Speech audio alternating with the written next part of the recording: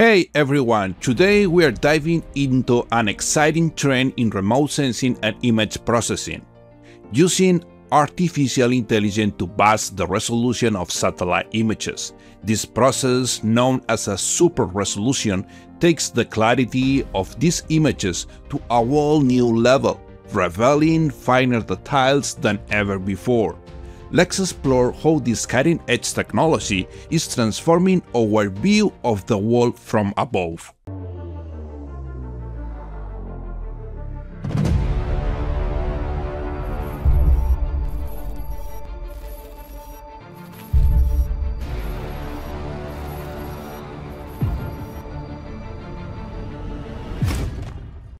To have access to the paper, just go to Google and write down Super Resolution Sentinel-2 LinkedIn. Then scroll down and we are going to select this post from May 1st, 2024. And here we are going to press on this link associated with the free Google Colab notebook. Then here, before to run the model, you can press this link over here to see the article. This article is the main paper about the model S2DR3 effective 12-band 10x single image super resolution for Sentinel-2. Today we are not going to review this article. It's very long and it's something that you can do by yourself. The goal of this video is to show you how you can run the model and see just one example, right? But I'm going to give you the introduction of the article. The article documents the performance of the S2DR3, a major update of our 12-band 10x single image super resolution model that upscales all 12 spectral bands of a single Sentinel-2 scene from the original 10, 20, and 60 meter pixel spatial resolution to a target of 1 meter pixel. That's pretty crazy. But what does it mean? Okay, if we go here to Wikipedia and we look for Sentinel-2, here there is a table where you can see the descriptions of the Sentinel-2 bands. As you can see, we have a couple of satellites, is Sentinel-2A and Sentinel-2B, and we have in total 12 different bands. The wavelength for each of the bands is almost the same for both satellites, but there are very small differences, but that is not too much. I'm going to consider that they have the same wavelength, and this wavelength is associated with the spectrum electromagnetic. And also for each band, we have a specific pixel resolution in meters. For example, in band 1, we have this wavelength and this pixel resolution. It means that we have a pixel that is 60 by 60 meters. Thus, when we get an image from the satellite, the dimension of the pixel is going to be 60 by 60 meters when we are working with this band. If we move to the band number 2, corresponding to the blue color with this wavelength, then the pixel resolution is 10 by 10 meters. Then, for example, if we take the bands 2, 3, and 4, and we put these bands together to make a band composition, we're going to have an image that represents the true color. Then if we go here, we select this one is corresponding to the true color. Here, it is supposed that we put these 3 bands together, corresponding to the spectrum, the visible spectrum electromagnetic. And all these 3 bands has 10 meter pixel resolution. Then each pixel that you can see in this image is 10 by 10 meters and is the real color of the image. Then each of these pixels has an information, and that information is a value. That value is known as the digital number. In order to convert this digital number in reflectance, reflectance is the energy reflected by the Earth's surface, we need to do a radiometric calibration and atmospheric correction. Most of the softwares that work with satellite imagery, they do that one automatically. But the point here is how the model transforms this pixel that is 10 by 10 meters to 10 new pixels, because here we are going to have 10 by 10 if each pixel is 1 meter. That is this image, right? If we have this pixel that is 10 by 10 meters, now with the new image, here we have 10 by 10 pixels, but in this case, the pixel resolution is 1 meter. Then that's what the model is doing, is passing from 10 meter pixel resolution to 1 meter pixel resolution. In this image, if we are working with a true color, right, that we are using the bands that has 10 meter pixel resolution. But also, for example, if we are using the false color, that is this one, and in this case is using different bands, for example, the band 11, 8, and 5. As you can see, if we go here, the band 11 has 20 meter pixel resolution. And also the band 8 and 5, number 8 is the near infrared, and in this case has 10 meter pixel resolution. And the band 5 is this one over here and has 20 meter pixel resolution. But also in this case, it's passing from 20 meter pixel resolution to 1 meter pixel resolution, as you can see over here. Then in this case, again, we have a conversion because the image has been converted to a pixel resolution of 10 meters and then pass from this one to 1 meter pixel resolution. Then at the end, we have two different kind of images. The first image that has a pixel resolution of 10 by 10 meters, that in this case is the real information, is the information provided by the sensor at the satellite. And we have the other image where the pixel resolution is 1 meter, but in this case, the information is not real. It's information that has been created by the artificial intelligence model. Then that's something that you have to take in consideration, because the image that has 1 meter pixel resolution, it's not real information. It's information that has been created. The real information is the one we have with the pixel 10 by 10 meters. Let's move on to a different thing. Are you still using spreadsheets for soil and groundwater analysis? If so, it's like you're operating with technology from the Mesozoic era. In that case, you're basically a dinosaur in the digital age. Are you ready to step into the AI era and leverage cutting-edge tech? It might be the perfect moment to explore Geo RGB's revolutionary tool for lab sample analysis. This online application is a game changer, streamlining your process to slash hours and manpower in report generation, while dramatically cutting down on human error in data analysis. Simplify your workflow with technology designed to make your job easier. Discover how simple it is to elevate your lab analysis game.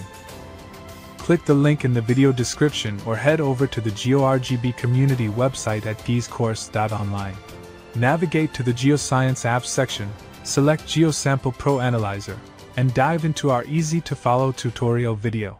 Your journey to smarter lab work begins here. I'm going to leave the link for the paper and also the link for the Google Colab notebook on the video description.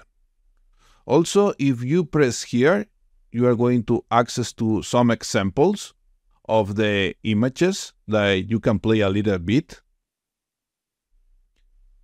As you can see, there are different locations, and you can use the true color for the band composition, the NDVA of false color. This one is a kind of city or town where you can see the buildings. And this one is the false color. And also other locations. You can play with this one. The pixel resolution here is 10 meters and the pixel resolution here is 1 meter. Then also, if you go here and you select this part, you can visit the website of the people who is making this model. I have to say that I didn't get paid to show you this website. I didn't get any money from those people. I'm doing this one just to review the solutions this company are providing, but they didn't pay me anything to do this job, right? I'm doing by myself. And here you have again the demo that I showed you before for the super resolution, and also they have the cloud removal. You press here. It is pretty good, this one, right? Now let's go to work on the model, and we are going to see one case. Then first we have to do the installation, and just press this button over here. Don't worry, you are not going to use your CPU from your computer. What you are going to use is a remote server. In this case, is Google Colab. Then it doesn't matter if your computer is not really good because you are working remotely, right? But if you want to run this one, you need to have a Google account. Because when you try to run this one, if you don't have a Google account, it's not going to work. It's going to tell you that you have to sync up. Then just to let you know, I'm using the Chrome.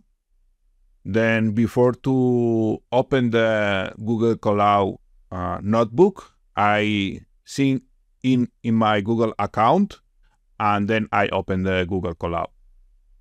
Also, as you can see, the process is going to take a little bit longer. It depends how busy is the server, but in this case, I'm going to pass the video faster, okay? The process is already completed. As you can see over here, the check mark in a green color, and also here is saying done. Now, what we need is to add the coordinates for our place. That one, as I said over here, has to be longitude and latitude. Then to do that one, what I'm going to do is to use the Google Earth Pro to see the coordinates, okay?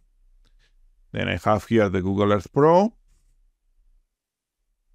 Then I'm going to add the coordinates for the location I want. Is these coordinates.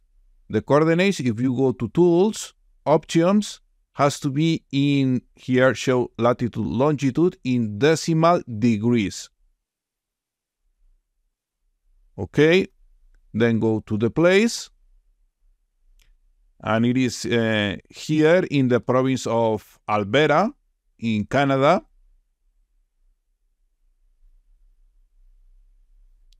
And here we are very close to this small town over here, Swan Hills. And we are here where there are a lot of oil and gas fields. Then I decided to take this image because the image that we have in Google Earth Pro, even it's not really good. Okay, and I would like to see how I can improve this image using the artificial intelligence, right?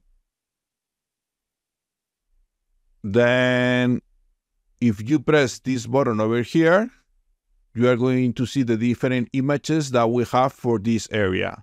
Then this one is from 1985, but if we move on here, this one is from 2018, February, and we have this one that is from April 2018, September 2023, and that's it. But as you can see, no one of these images are really good. Then in this case, we are going to use the artificial intelligence to improve the visualization of these images. But also, remember that we can work with the pixel information and also with the band composition to analyze the area. Now we are going to use these coordinates on the Google Colab notebook, but be careful because here, as you can see, if we go to options, first we have the latitude. Then this one is the latitude and the second one is the longitude. But when we go to the Google Colab, here it's saying first longitude and later latitude. Then first goes the longitude. And the longitude is this one over here. Then copy and paste over here.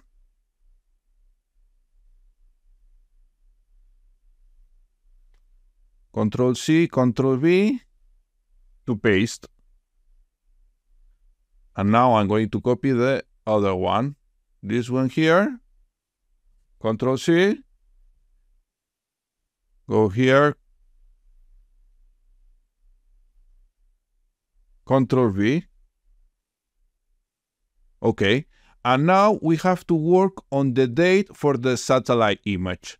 To do that one, we are going to go to the Geo RGB community website at geoscourse.online. Go to resources. And here go to EO browser. Then here, this website is for Sentinel, for the satellite image. And here we are going to look for Swan Hills. Remember that Swan Hills is the town that we have over here. Right there, Swan Hills. Then let's go to put here Swan Hills. Swan Hills, Alberta, Canada. This one is Swan Hills.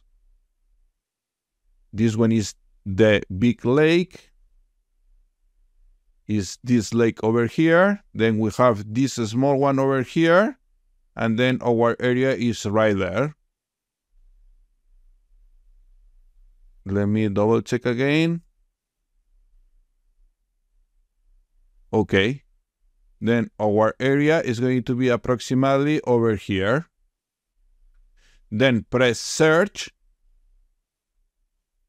And then here you can select the image that you want. In this case, I don't want to use these ones with a lot of clouds. But this one looks pretty nice. This is 2.2% of clouds. That's very low compared with this 192, right? Then I'm going to press here, visualize. Then as you can see here, there is a bar progress on the top in a green color or yellow color.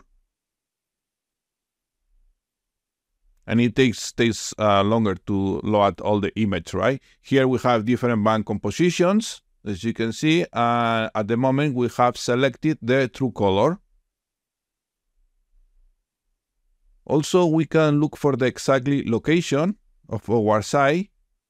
Is this area over here with these two small lakes here. As you can see, is the same as this one here. We have these two lakes. Let's go to change the image, maybe if we have something better.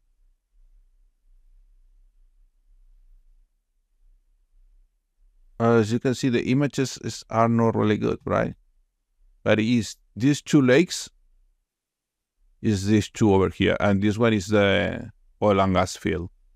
Now that we have the date over here, as you can see, May 8th, 2024, we have to add that one to the Google Colab. Then go here. Oh, has been disconnected. Close. Let me see if it works now. Number 8 here for the date. And run.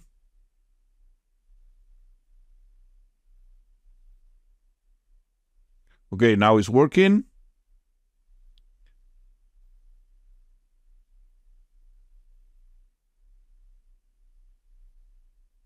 I'm going to pass the video faster. Okay, the process is already completed. It took approximately 2 minutes. Then to see the final result, we have to click on this link over here. Also, you can review the license for the use of this image. Click here. And this one is the result. This one is for the 10 meters pixel resolution, and this one over here is for 1 meter pixel resolution. As you can see, the image is really good. Compared with the one we have with Google Earth Pro, now we cannot see anything here.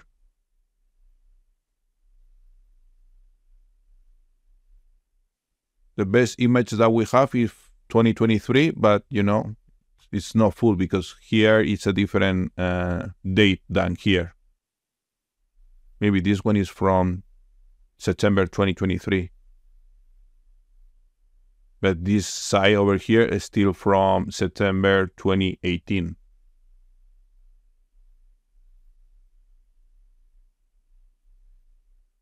But here, as you can see, it's pretty good.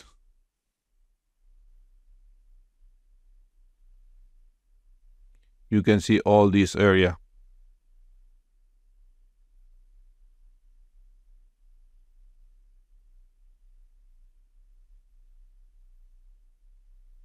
Even you can see the facilities over here, right? Let me see. With the Google Earth. These facilities over here. They are pump jacks. Is these two over here. And also we can see the NDVA.